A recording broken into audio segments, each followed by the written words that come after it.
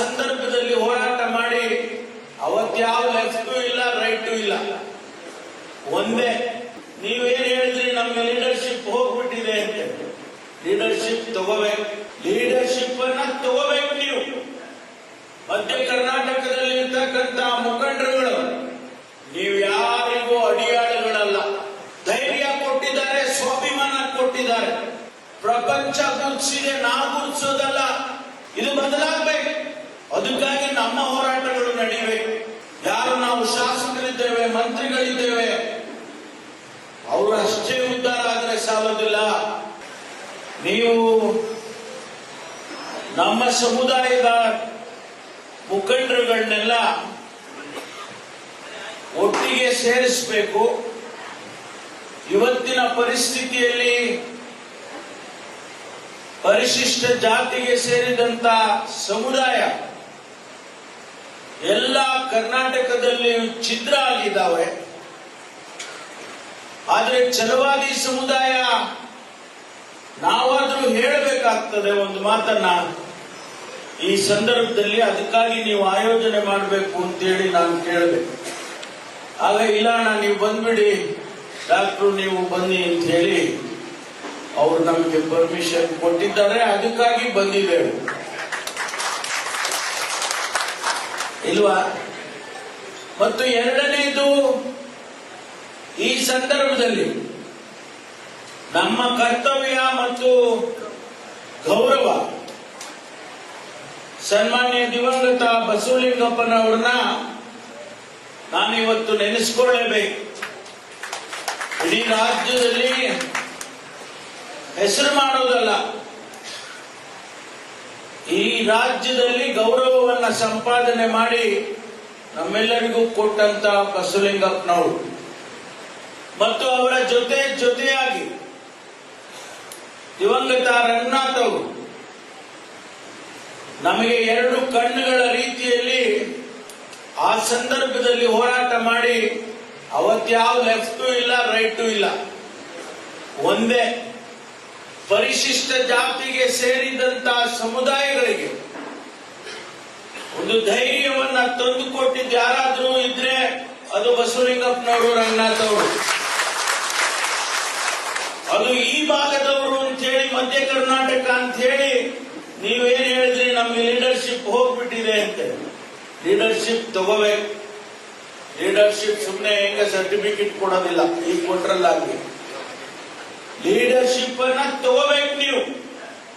ಮಧ್ಯ ಕರ್ನಾಟಕದಲ್ಲಿ ಇರ್ತಕ್ಕಂಥ ಮುಖಂಡರುಗಳು, ನಮ್ಮ ಸಮುದಾಯಗಳಲ್ಲಿ ಇರ್ತಕ್ಕಂಥ ಮುಖಂಡರುಗಳು ಲೀಡರ್ಶಿಪ್ ಅನ್ನ ಕೈಗೆ ಎತ್ಕೋಬೇಕು. ನಾನು ಕಳೆದ ಬಾರಿ ಇಲ್ಲಿ ಬಂದಾಗ ಹೇಳಿದೆ, ನೀವು ಯಾರಿಗೂ ಅಡಿಯಾಳುಗಳಲ್ಲ, ಯಾರಿಗೂ ಅಡಿಯಾಳುಗಳಲ್ಲ. ನೀವು ಬಾಬಾ ಸಾಹೇಬ್ ಅಂಬೇಡ್ಕರ್ ಅವರು ಶಕ್ತಿಯನ್ನು ಕೊಟ್ಟಿದ್ದಾರೆ, ನಿಮಗೆ ಧೈರ್ಯ ಕೊಟ್ಟಿದ್ದಾರೆ, ಸ್ವಾಭಿಮಾನ ಕೊಟ್ಟಿದ್ದಾರೆ. ಆ ಸ್ವಾಭಿಮಾನದ ಸಂಕೇತವಾಗಿ ನೀವು ಲೀಡರ್ಶಿಪ್ ಅನ್ನ ತಗೊಳ್ಬೇಕು ಅಂತ ಹೇಳಿ ನಾನು ಕಳೆದ ಬಾರಿ ಬಂದಾಗ ಹೇಳಿದ್ದೇನೆ. ನಮ್ದು ಸಹಾಯ ಇದ್ದೇ ಇರುತ್ತೆ. ನಾನಾಗ್ಲಿ, ಡಾಕ್ಟರ್ ಮಹದೇವಪ್ಪನವರಾಗ್ಲಿ, ನಮ್ಮ ಶಾಸಕರುಗಳಲ್ಲಾಗ್ಲಿ, ಯಾವುದೇ ಸಂದರ್ಭದಲ್ಲಿ ನೀವು ನಮ್ಮನ್ನ ಕರೆದಾಗ ಬರೋದಕ್ಕೆ ನಾವು ತಯಾರಾಗಿದ್ದೀವಿ ಅಂತಕ್ಕಂಥ ಮಾತನ್ನು ಹೇಳ್ತೇವೆ. ಹಾಗಾಗಿ ಇವತ್ತು ಡಾಕ್ಟರ್ ಮಹದೇವಪ್ಪನವರು ವಿವರವಾಗಿ ಹೇಳಿದ್ದಾರೆ. ಬಾಬಾ ಸಾಹೇಬ್ ಅಂಬೇಡ್ಕರ್ ಅವರ ನೀತಿ ನಿಯಮಗಳನ್ನ ಇಡೀ ಪ್ರಪಂಚ ಮೆಚ್ಚಿಕೊಂಡಿದೆ. ಸಮಾನತೆಯನ್ನ ಪ್ರತಿಪಾದಿಸಿದಂತ ಬಾಬಾ ಸಾಹೇಬ್ ಅಂಬೇಡ್ಕರ್ ಅವರನ್ನ ಪ್ರಪಂಚ ಗುರುತಿಸಿದೆ, ನಾವು ಗುರುತಿಸೋದಲ್ಲ.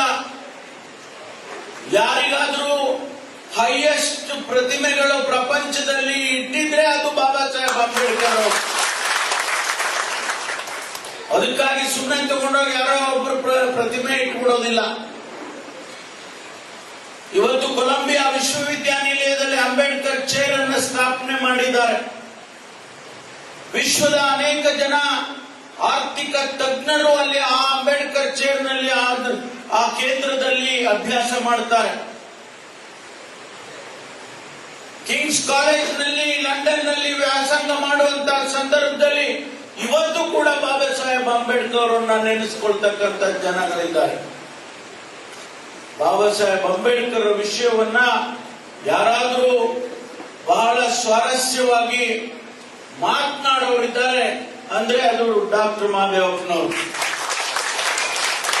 ಅವರು ಹೇಳಿದರು, ಈ ದೇಶದಲ್ಲಿ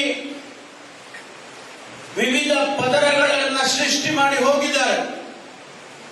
ವರ್ಣಾಶ್ರಮ ಧರ್ಮವನ್ನ ಪ್ರತಿಪಾದನೆ ಮಾಡಿ ನಮ್ಮನ್ನ ಹೊಡೆದು ಆಳಿ ಇವತ್ತಿಗೂ ಕೂಡ ಅದು ನಡೀತಾ ಇದೆ ಅನ್ನೋದನ್ನ ಬಹಳ ಸ್ವಾರಸ್ಯವಾಗಿ ಹೇಳಿದರು. ಇದು ಬದಲಾಗಬೇಕು, ಭಾರತ ಬದಲಾಗಬೇಕು. ಅದಕ್ಕಾಗಿ ನಮ್ಮ ಹೋರಾಟಗಳು ನಡೀಬೇಕು. ಯಾರು ನಾವು ಶಾಸಕರಿದ್ದೇವೆ, ಮಂತ್ರಿಗಳಿದ್ದೇವೆ, ಅವರು ಅಷ್ಟೇ ಉದ್ಧಾರ ಆದರೆ ಸಾಲೋದಿಲ್ಲ. ಆ ಗುಡಿಸಿನಲ್ಲಿ ಇರ್ತಕ್ಕಂಥ ವ್ಯಕ್ತಿ ಅವರ ಜೀವನ ಉತ್ತಮ ಆದ್ರೆ ಮಾತ್ರ ಅದು ಬಾಬಾ ಸಾಹೇಬ್ ಅಂಬೇಡ್ಕರ್ ಅವರಿಗೆ ನಾವು ಕೊಟ್ಟಂತ ಗೌರವ ಆಗುತ್ತೆ. ಅದಕ್ಕಾಗಿ ಇವತ್ತು ನಾನು ಹೆಚ್ಚು ವಿವರವಾಗಿ ಬೇರೆ ಬೇರೆ ವಿಷಯಗಳನ್ನ ಮಾತನಾಡೋದಕ್ಕೆ ಹೋಗೋದಿಲ್ಲ. ಸಮಯನೂ ಆಗಿದೆ, ನಮ್ಮ ಬೇರೆ ಕಾರ್ಯಕ್ರಮಗಳು ಇದ್ದಾವೆ. ಆದ್ರೆ ಒಂದು ಮಾತನ್ನ ಹೇಳೋದಕ್ಕೆ ಬಯಸ್ತೇನೆ. ನಾನಾಗ್ಲಿ, ಡಾಕ್ಟರ್ ಮಹಾದೇವಪ್ಪನವರಾಗ್ಲಿ, ಪ್ರಿಯಾಂಕ್ ಖರ್ಗೆ ಅವರಾಗ್ಲಿ, ನಾವೇನು ಮಂತ್ರಿಗಳಾಗಿದ್ದೇವೆ, ನಮ್ಮ ಸಮುದಾಯದ ಸ್ವಾಭಿಮಾನಕ್ಕೆ ಯಾವ ತ್ಯಾಗಕ್ಕೂ ಸಿದ್ಧ ಇದ್ದೇವೆ ಅನ್ನೋದನ್ನ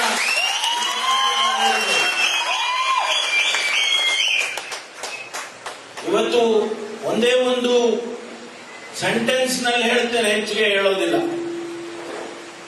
ನಮ್ಮ ಶಕ್ತಿ 24.1% ಇತ್ತು.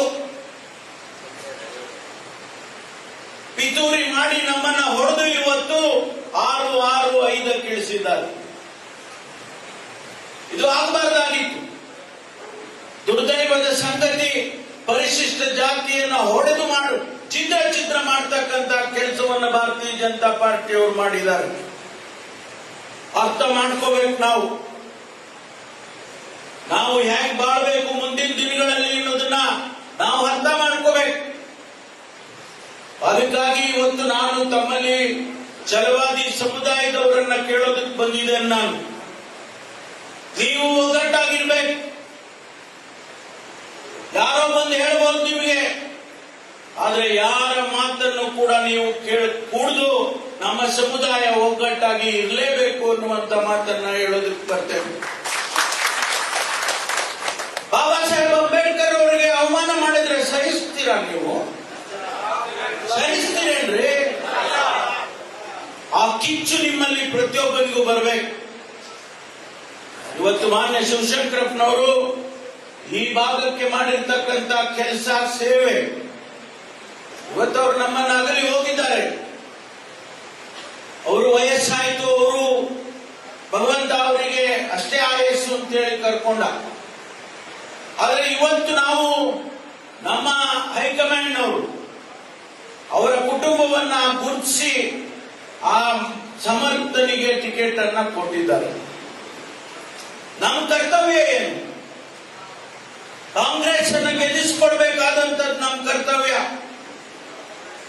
ಪರಿಶಿಷ್ಟ ಜಾತಿಯ ಜನ ಕಾಂಗ್ರೆಸ್ಸಿನ ವಿರುದ್ಧವಾಗಿ ಮಾತನಾಡಿದ್ರು ಕೂಡ ಅದು ಅವರಿಗೆ ಒಳ್ಳೆಯದಲ್ಲ. ಈ ದೇಶದಲ್ಲಿ ಏನಾದರೂ ಅವರು ಬೆಳಕಿಗೆ ಬಂದಿದ್ರೆ, ಅವರಿಗೆ ಧ್ವನಿ ಸಿಕ್ಕಿದ್ರೆ, ಬದಲಾಗಿದ್ರೆ, ಅವರ ಜೀವನ ಒಂದಿಷ್ಟು ಉತ್ತಮ ಆಗಿದ್ರೆ ಅದು ಕಾಂಗ್ರೆಸ್ ಪಕ್ಷದಿಂದ ಅನ್ನೋದನ್ನ ಯಾವತ್ತೂ ಕೂಡ ಮರೆಯಬಾರದು. ಈಗ ಬಂದವರು ನಾಟಕ ಆಡೋದು, ಭಾರತೀಯ ಜನತಾ ಪಾರ್ಟಿಯವರು ಈಗ ಬಂದಿದ್ದಾರೆ ನಾಟಕ ಆಡೋದಕ್ಕೆ. ಯಾವ ಮಹತ್ವದ ಕೆಲಸ ಮಾಡಿಕೊಟ್ಟಿದ್ದಾರೆ ನಮ್ಗೆ ಅಂತ ಹೇಳಿ ನೋಡೋಣ. ಅದೇವ್ರು ಹೇಳಿದ್ರು, ಯಾವ ಕಾರ್ಯಕ್ರಮ ಕೊಟ್ಟಿದ್ದಾರೆ? ಇವತ್ತು ಇಷ್ಟು ವರ್ಷ 2014ರಿಂದ ಇಲ್ಲಿಯವರೆಗೂ ಕೇಂದ್ರದಲ್ಲಿ ಆಡಳಿತ ಮಾಡಿದ್ದೀರಲ್ಲ, ಒಂದು ಕಾನೂನು ಮಾಡಿದ್ದೀರಾ?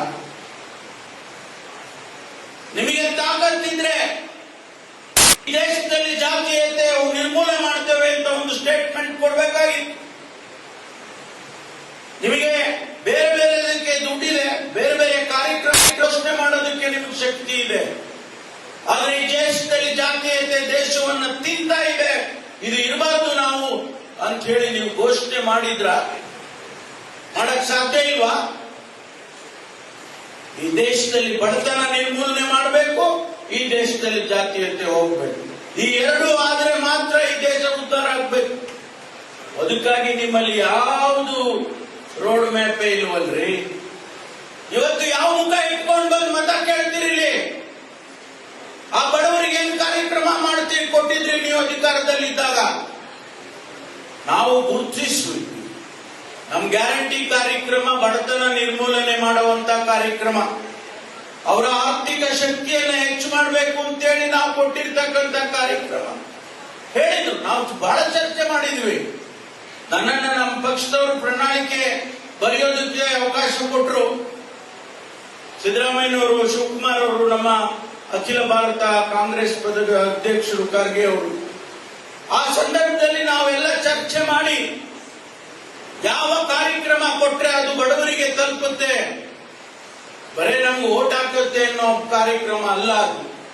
ಆ ಬಡವರಿಗೆ ಬಜೆಟ್ ನಲ್ಲಿ ಸಿದ್ದರಾಮಯ್ಯನವರು 52,000 ಕೋಟಿ ರೂಪಾಯಿನ ಈ ಕಾರ್ಯಕ್ರಮಕ್ಕೆ ತೆಗೆದಿಡ್ತಾರೆ ಅಂತ ಹೇಳಿದ್ರೆ ಅದು ಸಾಮಾನ್ಯನಾ? ಅದು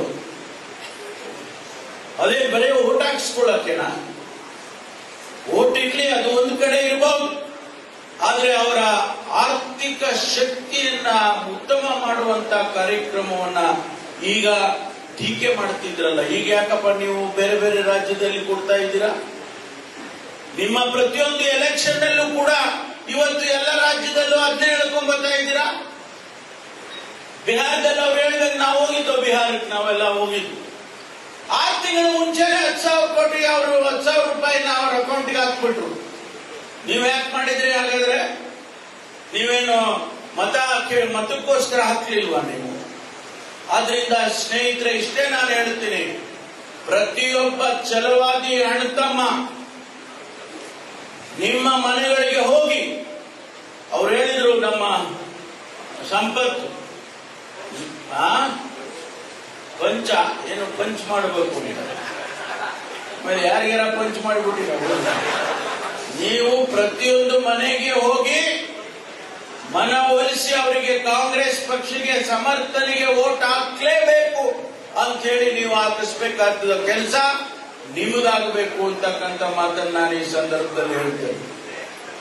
ಯಾಕೆಂದ್ರೆ ನನಗೆ ವಿಶ್ವಾಸ ಇದೆ, ನಂಬಿಕೆ ಇದೆ, 100ಕ್ಕೆ 100 ಸಮರ್ಥ ಗೆದ್ದಿದ್ದಾನೆ ಅಂತೇಳಿ ನನಗೆ ವಿಶ್ವಾಸ ಇದೆ. ಆದ್ರೆ ನಿಮ್ಮ ಪಾಲೇನು? ನಿಮ್ಮದು ಪಾಲಿರ್ಬೇಕಲ್ಲ ಅಲ್ಲಿ. ಅದಕ್ಕಾಗಿ ನಾವು ಇವತ್ತು ಇಲ್ಲಿ ಬಂದಿದ್ದೇವೆ. ತಾವೆಲ್ಲರೂ ಕೂಡ ಇವತ್ತೇನು ಇಲ್ಲಿ ಸೇರಿ ನಾವು ಬರೀ ದಾವಣಗೆರೆಯವ್ರು ಬಂದ್ರಪ್ಪ ಅಂತ ನಾವು ಹೇಳಿದ್ರೆ, ನೀವು ಬಳ್ಳಾರಿಯವ್ರನ್ನು ಕರ್ಕೊಂಡ್ ಬಂದಿದ್ದೀರಾ, ಕೊಪ್ಪಳದವ್ರನ್ನು ಬಂದಿದ್ದಾರೆ, ಚಾಮರಾಜನಗರದವರು ಬಂದವ್ರೆ, ತುಮಕೂರಿನವರು ಬಂದವ್ರೆ, ಅಗ್ನಿಬೊನ್ನಳ್ಳಿನವರು ಬಂದವ್ರು. ಸಂತೋಷ, ನೀವೆಲ್ಲ ಬಂದಿರ್ತಕ್ಕಂಥ. ಮುಂದಿನ ದಿನಗಳಲ್ಲಿ ಈ ದಾವಣಗೆರೆಯಲ್ಲಿ ಒಂದು ಅತಿ ದೊಡ್ಡ ಕಾರ್ಯಕ್ರಮ, ಛಲವಾದಿ ಮಹಾ ಸಮ್ಮೇಳನ ಆಗಬೇಕು ಅಂತಕ್ಕ ಬಹುದಿನದ ನಿರೀಕ್ಷೆ ಇದೆ. ಕನಿಷ್ಠ ಒಂದು 10 ಲಕ್ಷ ಜನ ಆದ್ರೂ ಕೂಡ ಸೇರ್ಬೇಕು.